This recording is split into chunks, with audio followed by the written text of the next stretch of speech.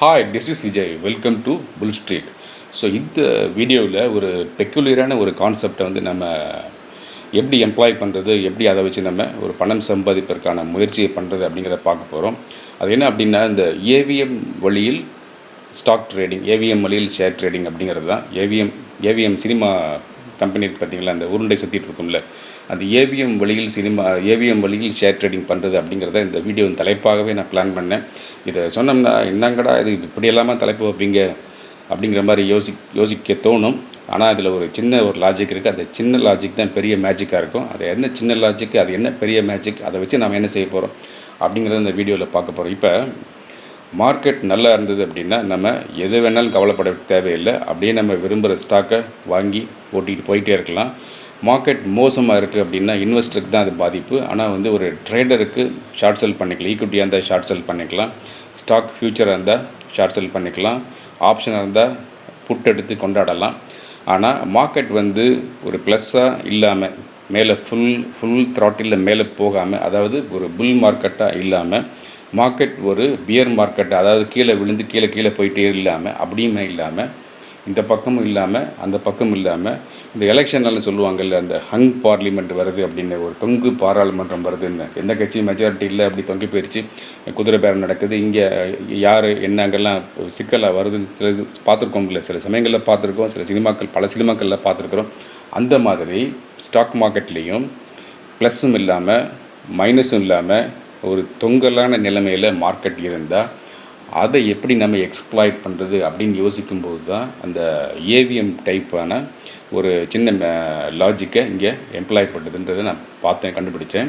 அது என்ன அப்படின்னா, இது வந்து பழைய விஷயங்கள் பேச வேண்டியிருக்கும். பழைய விஷயங்கள் பேச ஆரம்பித்தா அந்த வடிவேலு வந்து கிளிக்கதை சொல்கிற மாதிரி ஓடி போயிடுவாங்க. இருந்தாலும் பரவாயில்ல, பழைய விஷயங்களை சொல்லிவிட்டு இதுக்கு வரேன். அப்போ தான் வந்து இது கரெக்டான பாத்தில் வந்து கொண்டு போக முடியும். அது என்ன அப்படின்னா, அந்த பழைய காலகட்டத்தில் long ago, ago, nobody can say how long ago, அந்தளவுக்கு பழைய காலகட்டத்தில் ஏவிஎம் வந்து சக்ஸஸ்ஃபுல்லாக படம் எடுத்துகிட்டு இருந்தாங்க. சக்ஸஸ்ஃபுல் அப்படின்னா ரஜினியை வச்சு முரட்டுக்காலை படம் எடுப்பாங்க, இவர் நம்ம டார்ச் லைட்காரரை வச்சு இது சகலகலாவலன் படம் எடுப்பாங்க. மாற்றி இப்படி படம் எடுத்துகிட்டே இருப்பாங்க. அங்கே தூங்காதே தம்பி தூங்காதே வந்துச்சுன்னா இங்கிட்ட பாயும் புலி, இப்படி மாற்றி லேட் எயிட்டிஸ் ஏர்லி 80s இப்படி எடுத்துகிட்டே இருப்பாங்க. அப்படி எடுத்துகிட்டே இருக்கும்போது என்ன ஒரு சிக்கல் வந்து மார்க்கெட்டில், அந்த மார்க்கெட்டில் சினிமா மார்க்கெட்டில் வந்தது அப்படின்னா, ஒரு பெரிய படங்கள் வந்து ஓட மாட்டேங்குது. மக்கள்கிட்ட வந்து அப்போ திடீர்னு கொஞ்சம் பணம் இல்லாமல் போச்சு. ஒரு காரணம், அந்த வறுமை நிறம் சிவப்பு அப்படிங்கிற மாதிரி படங்கள்லாம் நிஜங்களோ நிழல்கள் அப்படிலாம் பணம் வந்த காலகட்டம் 81 அந்த காலகட்டத்தில். ஸோ அப்படி வரும்போது ஒரு நெகட்டிவான தாக்கம் வந்து அதாவது என்ன சொல்லுது, சொசைட்டியில் வந்து வந்தது. அதே போல் வந்து மீடியா அப்படின்னு பார்க்கும்போது இப்போ எப்படி ஓடிடி பிளாட்ஃபார்ம் வந்து சினிமா தியேட்டருக்கு வந்து ஒரு பெரிய த்ரெட்டாக அமைந்ததோ, அதே போல் தூர்தர்ஷன், அன்றைக்கி இருந்த தூர்தர்ஷன் வந்து ரொம்ப மதிப்பானது. நானே நிறைய எழுதியிருக்கிறேன். அன்றைக்கி இருந்த தூர்தர்ஷன் வந்து சினிமா தியேட்டருக்கு ஒரு சவாலாக அமைஞ்சது. ஸோ டிவி வந்து எல்லார் வீட்லேயும் வந்து பெனட்ரேட் ஆக ஆரம்பித்தது. அப்படி வரும்போது என்ன ஆச்சு அப்படின்னா, இந்த டிவி செவ்வாய்க்கிழமை நாடகம்லாம் சக்ஸஸ்ஃபுல்லாக போக ஆரம்பிச்சது. இந்த 13 வார சீரியலில் கொண்டு வர ஆரம்பித்தாங்க. அப்படி வந்தபோது தியேட்டர்களுக்கு வந்து வரக்கூடிய அந்த லேடி ஆடியன்ஸ் வந்து ரொம்ப குறைஞ்சாங்க. ஸோ படங்களை ஓட்டுறதே வந்து பெண்களும் குழந்தைகளும் தான். ஸோ அவங்க குறைஞ்ச பாக்ஸ் ஆஃபீஸ் கிட் இல்லாமல் போச்சு. அப்போ என்ன ஒரு லாஜிக் அவங்க பண்ணாங்க அப்படின்னா, இந்த பெரிய ஸ்டார்ஸ் வேண்டாம் தூக்கி போட்டுட்டு, ரஜினி வேண்டாம், கமல் வேண்டாம், சின்ன படமாக எடுக்கணும், லோ பட்ஜெட் படமாக எடுக்கணும். அது லோ பட்ஜெட் படம் வந்து நாடகத்தன்மை கொண்டதாக இருக்கணும். அப்படிங்கிற போது தான் விசுவை கொண்டாந்து உள்ளே விட்டுட்டு அந்த சம்சாரம் இது மின்சாரம் படம் எடுத்து சூப்பராக போச்சு அந்த படம். அதே கான்செப்ட் தான் ஸ்டாக் மார்க்கெட்டில் கொண்டு வந்து இங்கே நம்ம எம்ப்ளாய் பண்ண போகிறோம். இப்போ மார்க்கெட் வந்து பெரிய ப்ளஸ் இல்லை, பெரிய மைனஸ் இல்லை, சைடில் போயிட்டுருக்கு, ஒலட்டைலாக போயிட்டுருக்கு, கண்ணு சிமிட்டுற மாதிரி மாற்றி ப்ளஸ்ஸு மைனஸ் வந்துக்கிட்டே இருக்குது. ஸோ அந்த மாதிரியான ஒரு ஒலட்டைல்ன்றது வந்து என்னென்னா ஒரு நிச்சயமற்ற தன்மை மார்க்கெட்டில். ஸோ ஒரே சைடு நம்ம பயணிக்க முடியாது. அதாவது பை அண்ட் செல் பண்ண முடியாது, செல் அண்ட் பையும் பண்ண முடியாது, வாங்கி விற்க முடியாது, விற்று வாங்க முடியாது, காலும் எடுக்க முடியாது, புட்டு எடுக்க முடியாது, எந்த பக்கம் எடுத்தாலும் அடி விழும். ஸோ அந்த ஸ்டாப் லாஸ் தின்னுட்டு போயிடும். அந்த மாதிரியான ஒரு மார்க்கெட்டில் ட்ரேடிங் பண்ணுறதுக்கு என்ன செய்யணும்னா, பெரிய ப்ளூ சிப் ஸ்டாக்ஸ் பக்கத்தில் போகக்கூடாது. ஸோ ப்ளூ சிப் ஸ்டாக்ஸ்னு லைக் அந்த ரிலையன்ஸு, யூனிலீவர், அந்த மாதிரி பெரிய ஸ்டாக்ஸ், அதாவது ஒரு லெட்டஸ்ஸே வந்து அவங்க மார்க்கெட் கேபிட்டலைசேஷனை வச்சு ப்ளூ சிப்னு சொல்லுவாங்க. நான் வந்து இன் டர்ம்ஸ் ஆஃப் ப்ரைஸ் நான் சொல்கிறேன். ஒரு 500 ரூபீஸ்க்கு மேலே உள்ள ப்ரைஸில் ஸ்டாக்கே போகக்கூடாது. ஈவன் நான் என்ன சொல்லுவேன்னா ஒரு 200 ரூபீஸ்க்கு உள்ள ப்ரைஸ் கூட வேண்டாம்னு நான் சொல்லுவேன். ஸோ அந்தளவுக்கு வந்து பிஇ ரேஷியோ அதிகமாக இருக்கக்கூடிய, அதாவது என்ன சொல்கிறது, அதோடைய மதிப்பை விட எவ்வளவு அதிக மதிப்பில் ட்ரேட் ஆகிட்டு இருக்கோ அந்த மாதிரியான ஸ்டாக்ஸ் பக்கத்தில் போனோம் அப்படின்னா என்ன ஆகும்னா, நம்மளை அறியாமல் நம்ம வந்து ராங் டைரெக்ஷனில் போய் மாட்டிக்கிட்டோம்னா அந்த ஸ்டாக் கீழே விழுந்த பெருசாக அடிபடும், லாஸ் ரொம்ப அதிகமாக வரும். அப்போ என்ன செய்கிறது, இந்த லைக் ஏவிஎம் எப்படி சின்ன பட்ஜெட் படத்தை எடுத்து சக்ஸஸ் பண்ணி காமிச்சாங்களோ அதே போல் சின்ன ஸ்டாக்ஸாக நம்ம எடுத்து நம்ம ட்ரேட் பண்ணணும். உடனே பென்னி ஸ்டாக்ஸ் போயிட வேண்டாம். பென்னி ஸ்டாக்ஸ் இன் ஈக்விட்டிங்கிறது வந்து லாங் டேர்ம் வெல்த் மேக்கிங் தான். 15 ரூபாய்க்கு 17 ரூபாய்க்கு வாங்கின எக்ஸர் மோட்டார் வந்து புல்லட் வண்டி வந்து 35,000க்கு போச்சு. ஸோ 17 ரூபாய்க்கு வாங்கின நெட்கோ ஃபார்மா வந்து 2,500 ரூபாய்க்கு போச்சு. 19 ரூபாய்க்கு வாங்கின எஸ்சி இன்வெஸ்ட்மெண்ட்ஸ் வந்து இப்போ வந்து பைசாலோ டிஜிட்டல் பேர், அது 1000 ரூபாய்க்கு போச்சு. ஸோ அதெல்லாம் வந்து மேஜிக் தான், பட் ஈக்விட்டியில். பட் லாங் டேர்ம் வரும். இப்போ இன்ட்ராடேயில் வந்து அது பண்ண முடியாது, ஒரு ஃபியூ டேஸ் ஹோல்டிங்கில் அது பண்ண முடியாது. அப்போ அந்த மாதிரி பென்னி ஸ்டாக்ஸு வேண்டாம். அப்போ என்ன செய்கிறது, லோ ப்ரைஸ்டு ஸ்டாக்ஸு ஆனால் நல்ல கம்ஃபர்டபுளாக ஒரு ட்ரேடிங் வந்து ஒரு லீவரேஜ் இருக்கக்கூடிய ஸ்டாக்ஸாக இருக்கணும். ஸோ அது எப்படின்னா ஒரு 100 ரூபீஸ்க்கு விலை கம்மியாக உள்ள ஸ்டாக்ஸ் எடுத்து நம்ம ட்ரேட் பண்ணணும். பழைய காலத்தில் வந்து நல்லா இப்போ அந்த படிக்கிற காலத்துலலாம் என்னென்னா அப்போ அந்த செஞ்சுரியன் பேங்க்னு ஒரு ஸ்டாக் ஒன்று இருக்கும். அந்த ஸ்டாக்கை தினம் எடுத்து ஒரு சூப்பர் 5 பைசா கேப்பில் வந்து ட்ரேடிங் பண்ணி சம்பாதிச்சுட்டு இருப்பேன். அதை சம்பாதிச்சு அது பேக்கெட் படியே யூஸ் பண்ணுறது அப்போ படிக்கிற போது, இன்ஜினியரிங் படிக்கிற போது. அதே போல் இப்போ வந்து ஒரு 100 ரூபீஸ்க்கு கீழே உள்ள ஸ்டாக்ஸை எடுத்து ட்ரேட் பண்ணோம்னா அது நமக்கு அந்த மாதிரியான ஒரு நல்ல ஒரு ட்ரேடபிள் ஆப்பர்ச்சுனிட்டியை கொடுக்கும். அந்த மாதிரி ஸ்டாக்ஸ் இருக்கான்னு கேட்டால் there are lot of stocks இருக்குது.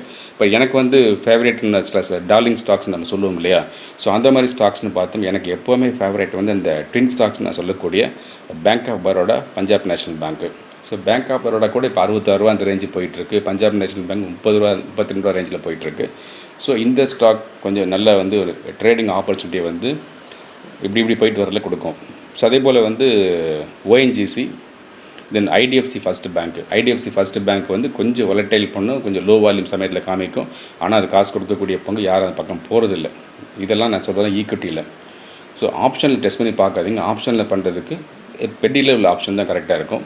ஸோ அந்த பென்னி லெவல் ஆப்ஷன் அப்படிங்கிறது தான் வந்து இந்த சூப்பர் ஃபேன்ஸுங்கிற இது வழியாக நாங்கள் ட்ரேடிங் டிப்ஸாக கொடுத்துட்ருக்கோம். அதாவது 10 பைசா, 20 பைசா, 30 பைசா, 40, 50 பைசாலும் 90 பைசா வரைக்கக்கூடிய காலோ புட்டோ, ஒரு நாளைக்கு ஒரு டிப்ஸோ இல்லை 2 டிப்ஸோ, ஒரு நாளைக்கு ஒரு டிப்ஸே போதும் நான் நினைப்பேன், கரெக்டாக பண்ணால் போதும்னு. ஸோ அதில் வந்து ஒரு டிப்ஸ் கொடுப்போம். அந்த டிப்ஸ் என்ன ஆகும்னா உங்களுக்கு கன்சிடரபிள் ஒரு ப்ராஃபிட் வரும். லைக் வந்து ஒரு 30 பைசே ப்ராஃபிட்டு, ஒரு 40 paise profit, sometimes 50 paise profit வந்துச்சு அப்படின்னா லாட் சைஸை மல்டிப்ளை பண்ணிட்டீங்கன்னா ஒரு 800 ரூபாயோ 900 1000 ரூபாயோ நமக்கு கிடைச்சிச்சு, ஒரு அந்த அளவுக்கு கிடைக்கும். ஸோ அது மாதிரி வந்து ஒரு மாதம் வரைக்கும் பண்ணோம்னா ஒரு நல்ல ஒரு சைஸபிள் அமௌண்ட்டு கிடைக்கும். சப்போஸ் லாட் சைஸ் இன்க்ரீஸ் பண்ணி யாரும் ட்ரேட் பண்ணுறாங்க அப்படின்னா கூடவே ப்ராஃபிட் கிடைக்கும். அதுதான் அந்த சூப்பர் ஃபேன்ஸில் கொடுத்துட்ருக்கோம். அது யூடியூப் வழியாக வந்து சூப்பர் ஃபேன்ஸில் நீங்கள் ஜாயின் பண்ணிக்கலாம். Monthly subscription 799 per month. அதில் யூடியூப் வழியாக பே பண்ண கஷ்டமாக இருந்ததுன்னா அந்த புல் ஸ்ட்ரீட்டோட வாட்ஸ்அப் நம்பருக்கு கூகுள் பே வழியாக பே பண்ணி நீங்கள் சூப்பர் ஃபேன்ஸுக்கு வரலாம். சூப்பர் ஃபேன்ஸில் வந்து penny level option trading tips கொடுத்துட்ருக்கோம். And penny stocks in equity for long term wealth making கொடுத்துட்ருக்கோம். அதுக்கப்புறம் வந்து ஸ்பெகுலேட்டிவாக போகக்கூடிய ஸ்டாக்ஸை பற்றி கொடுத்துட்ருக்கோம். அதுக்கிட்ட அதை பற்றி பேசினோம்னா மார்க்கெட்டிங் பண்ணுற மாதிரி இருக்கும், அது வேண்டாம். இப்போ என்ன சொல்ல வரேன் அப்படின்னா, இந்த சின்ன ஸ்டாக்ஸில் வந்து நம்ம ட்ரேட் பண்ணுறது, ஈக்விட்டியில் பண்ணுறது, ஸ்டாக் ஃபியூச்சர்லேயும் பண்ணலாம், ஆப்ஷனில் பார்த்து பண்ணணும். ஸோ அதில் இன்னொரு ஸ்டாக் வந்து எனக்கு ஃபேவரபிளாக உள்ள 2 ஸ்டாக் வந்து ஒன்று பிஹெச்இஎல், இன்னொன்று வந்து அசோக் லைலண்ட். ஸோ இது ரெண்டுமே வந்து எபோவ் 100ல் இருக்குது. ஸோ இந்த அசோக் லைலண்ட் எபோவ் 100ல் இருக்குது. ஸோ இந்த ஸ்டாக்ஸ் எல்லாம் வந்து மொத்தம் எத்தனை கொடுத்துருக்கேன், ஒரு 6 ஸ்டாக்ஸ் கொடுத்துருக்கேன், 7 ஸ்டாக்ஸ் கொடுத்துருக்கேன். இன்னொரு ஸ்டாக் வந்து ONGC. So let me repeat once again. So bank of Baroda, Punjab national bank, ONGC, IDFC first bank, Ashok Leyland and another stock BHEL. So சேர்த்தோம்னா 6 ஸ்டாக் கிட்ட வருது. ஸோ இந்த 6 ஸ்டாக்குமே இந்த சின்ன லெவலில் லோ பட்ஜெட்டில் லைக் லோ பட்ஜெட் ட்ரேடிங் தான். லோ பட்ஜெட் ட்ரேடிங் பண்ணுறதுக்கு கரெக்டாக இருக்கும். அப்போ வாலடைல் மார்க்கெட்டில் வந்து நம்ம என்ன செய்யலாம், மார்க்கெட்டை பார்த்து பயப்படாமல், மார்க்கெட் சைட்வேஸில் போகுது, மார்க்கெட் ரேஞ்ச் பவுண்டாக போகுது, பெரிய ஸ்டாக்கில் போனால் மாற்றமே அப்படின்லாம் இல்லாமல் இந்த மாதிரி லோ பட்ஜெட்டில் ஒரு ட்ரேடிங் பண்ணுறது தான் ஒரு சுவாரஸ்யத்துக்காக, நம்ம ஒரு ஸ்பைஸியாக சொல்லணுமே அப்படிங்கிறதுக்காக தான் இந்த ஏவிஎம் வழியில் ஷேர் ட்ரேடிங் நான் சொன்னேன். ஸோ ஏவிஎம் வந்து பெரிய கம்பெனி, மதிப்புக்குரிய கம்பெனி. ஸோ அவங்க அந்த சின்ன பட்ஜெட் படத்தை எடுத்து சக்ஸஸ் பண்ணாங்கல்ல, அதே கான்செப்டை ஸ்டாக் மார்க்கெட் அப்ளை பண்ணி இதை பண்ணுறேன். எனக்கு சக்ஸஸ்ஃபுல்லாக இருக்குது, நீங்கள் பண்ணால் உங்களுக்கு சக்ஸஸ்ஃபுல்லாக இருக்கும். So try to have a believe in your self. மார்க்கெட்டை லைக் பண்ணுங்கள், மார்க்கெட்டை நேசிங்க. மார்க்கெட்டை பிடிச்சிங்கன்னா மார்க்கெட் காசு கொடுக்கும். சூப்பர் ஃபேன்ஸ் வேணும் அப்படின்னா ஜாயின் பண்ணிக்கோங்க. தொடர்ந்து இந்த புல் ஸ்ட்ரீட் சேனலை பார்த்துட்டே வாங்க. உங்களுக்கான இன்ட்ரெஸ்டிங்கான அப்டேட்டோட உங்களை மீட் பண்ணிகிட்டே இருக்கேன். Thank you very much. நான் உங்களுடைய விஜய்.